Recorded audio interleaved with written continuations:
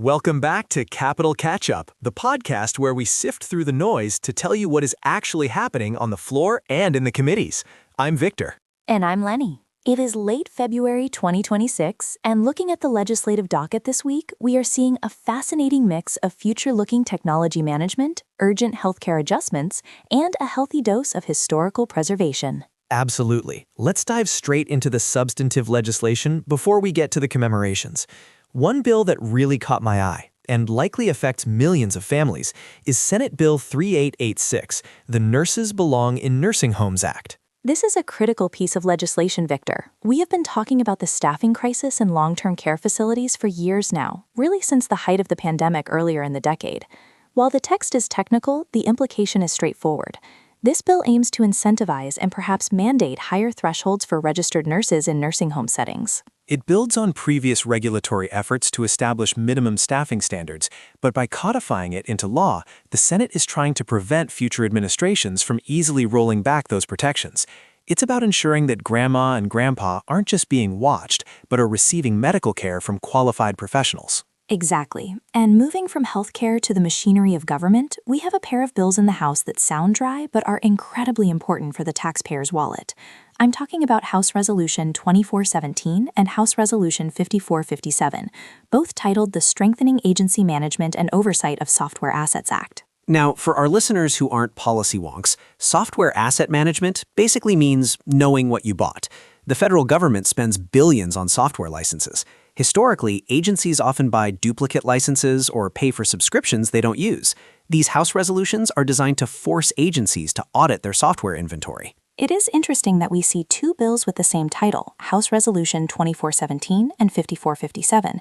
Usually this happens when a bill is reintroduced with tweaks or moves through different committees, like Oversight versus Science and Technology. It signals that there is strong bipartisan momentum to stop bleeding money on unused software. Speaking of data, we also saw the introduction of House Resolution 6329, the Information Quality Assurance Act of 2025. In an era where AI and automated data processing are ubiquitous, this bill likely sets standards for the integrity of data used by federal agencies to make decisions.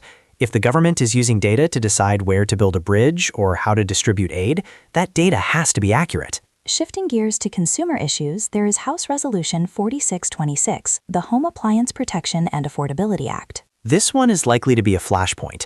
Typically, bills with titles like this are a response to Department of Energy efficiency standards. We saw this with gas stoves and dishwashers in the past. This legislation likely seeks to prevent the executive branch from banning or effectively phasing out certain cheaper, perhaps less efficient appliances. It's the classic debate, environmental standards versus consumer cost and choice. Right. It's about whether the upfront cost of a machine is more important than the long-term energy savings.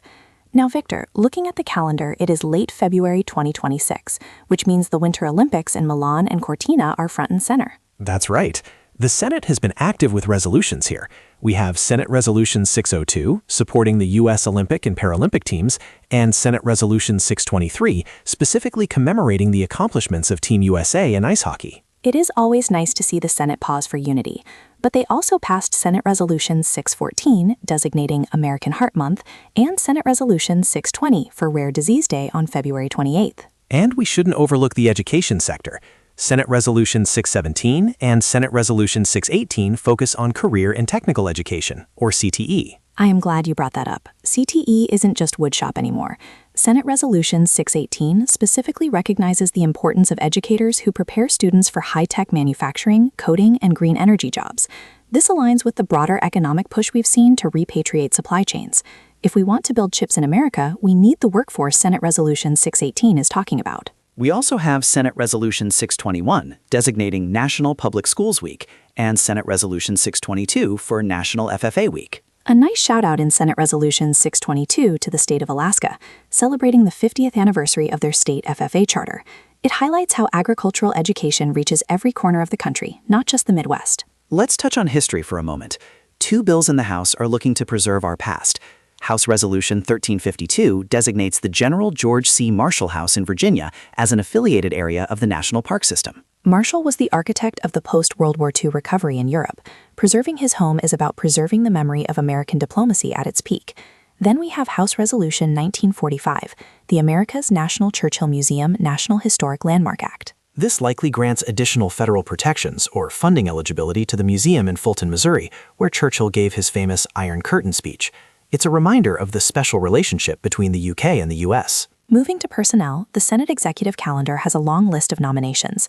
Most are routine confirmations without detailed descriptions provided in the initial docket, but one name stands out: Ryan McCormick of Virginia. Yes, nominated to be Undersecretary of Transportation for Policy.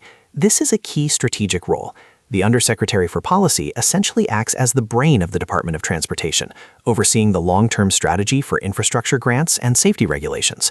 McCormick is replacing Carlos Alberto Monje Jr. Confirmation hearings for policy roles at DOT can get heated, especially regarding electric vehicle mandates and high-speed rail funding, so we will keep an eye on how McCormick navigates the Commerce Committee. Finally, for those tracking the official transcripts, the Congressional Record has released Volume 172, numbers 334 through 38, covering the days from February 20th through February 26th, 2026. For those who don't know, the Congressional Record is the official daily log. If a senator gives a speech to an empty chamber at 8 p.m., it ends up there.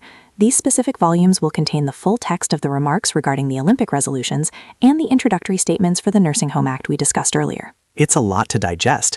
So what should our listeners watch for in the coming days? Watch the Nurses Belong in Nursing Homes Act, Senate Bill 3886. If that moves to a committee markup, it signals the Senate is serious about healthcare labor reform this session. And keep an eye on those software asset bills in the House. If House Resolution 2417 and 5457 merge, we could see a quick passage to the President's desk to save some tax dollars. That's it for this edition of Capital Catch-Up. Thanks for listening. See you next time.